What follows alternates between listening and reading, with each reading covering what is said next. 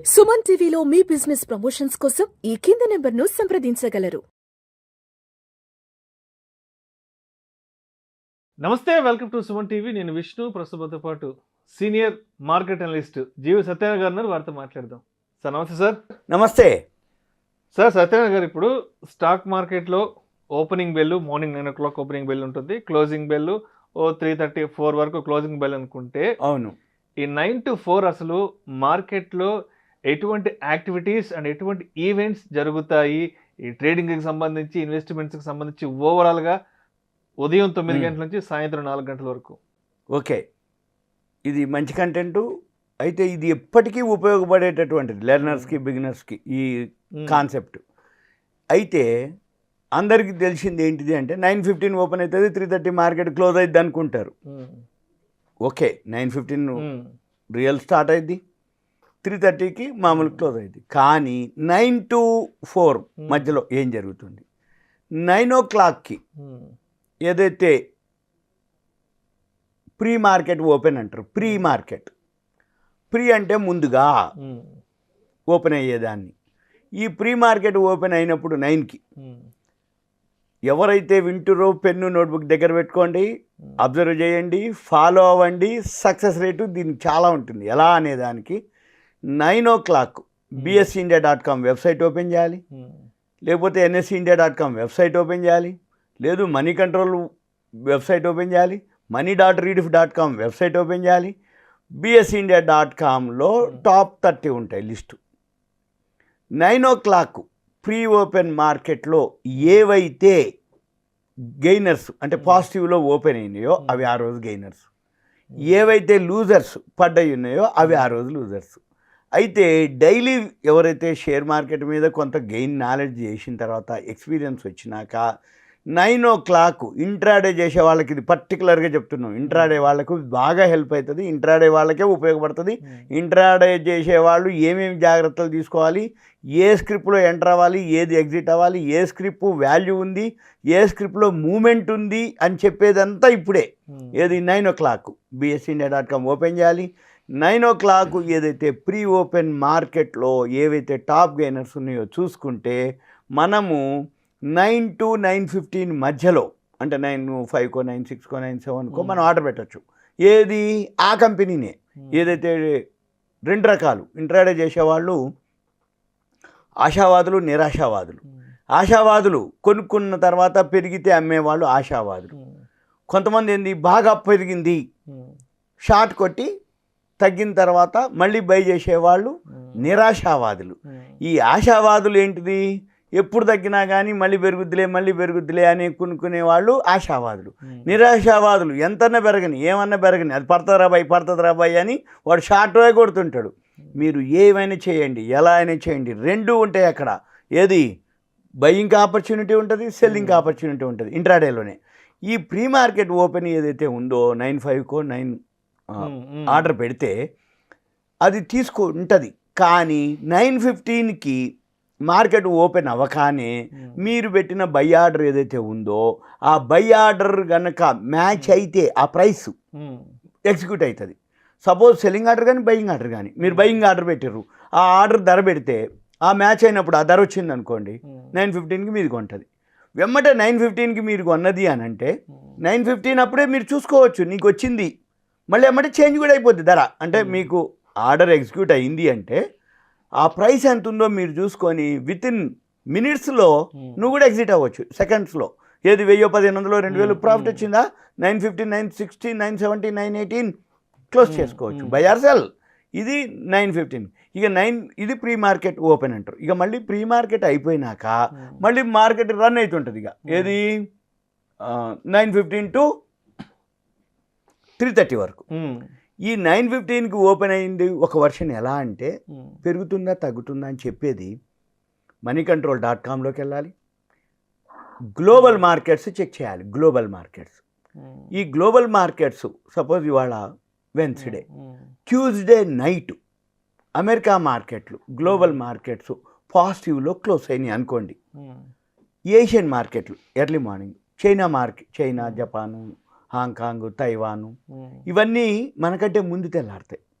7 o'clockకి Asian markets start అవుతాయి.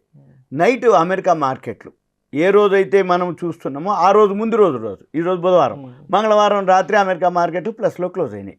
Early morning ఇప్పుడు 7 o'clockకి Asian మార్కెట్లు కూడా ప్లస్లో ఓపెన్ అయినాయి. మన మార్కెట్లు కూడా ప్లస్లోనే ఓపెన్ అవుతాయి. అందుకని మనం ఏం చేయాలి, బైలోకి వెళ్ళి సెల్ చేయాలి. ఒక పద్ధతి. సపోజు రాత్రి అమెరికా మార్కెట్లు ఫాల్ అయినాయి, పడ్డాయి, ఏషియన్ మార్కెట్లు కూడా ఫాల్ అవుతున్నాయి. ఏవైతే బాగా పెరిగినాయో నువ్వు సెల్లోకి వెళ్ళి బైలోకి వెళ్ళాలి. ఏది ప్రీ మార్కెట్లో. ఇక మార్కెట్ ఓపెన్ అయింది, మళ్ళీ మార్కెట్ ఓపెన్ అయినాక మామూలు జర్నీ ఒక 1/2 hour 45 minutes ఈ జర్నీ. మళ్ళీ ఇక సైడ్ వేస్ అనమాట, మామూలుగా ఉంటుంది. మళ్ళీ 12:30కి యూరోపియన్ మార్కెట్లు స్టార్ట్ అవుతాయి.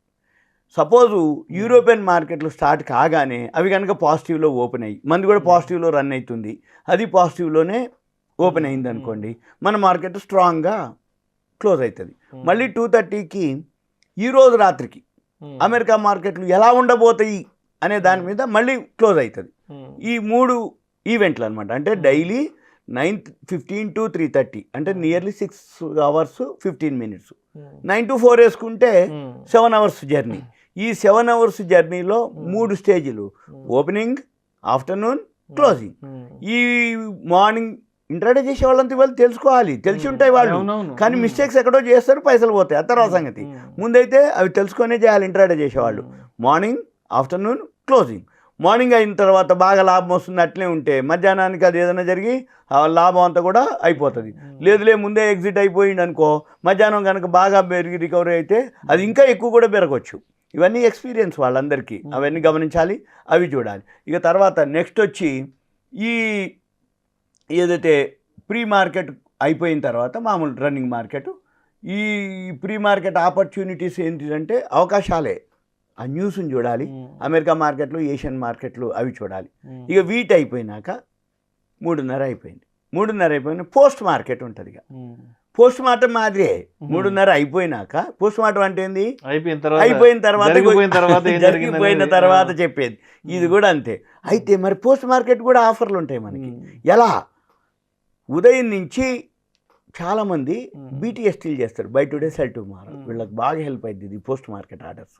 ఎలా అంటే ప్రీ మార్కెట్ ఆర్డర్ ఈ రోజు వరకే, అంటే ఓపెన్ అయింది, క్లోజ్ చేసినాం. పోస్ట్ మార్కెట్ ఆర్డర్ రేపు ఉదయం కోసం అనమాట. పోస్ట్ మార్కెట్ ఆర్డర్లో ఏం జరుగుద్ది అంటే ఈ ఉదయం నుంచి సాయంత్రం లోపల న్యూస్ వస్తాయి.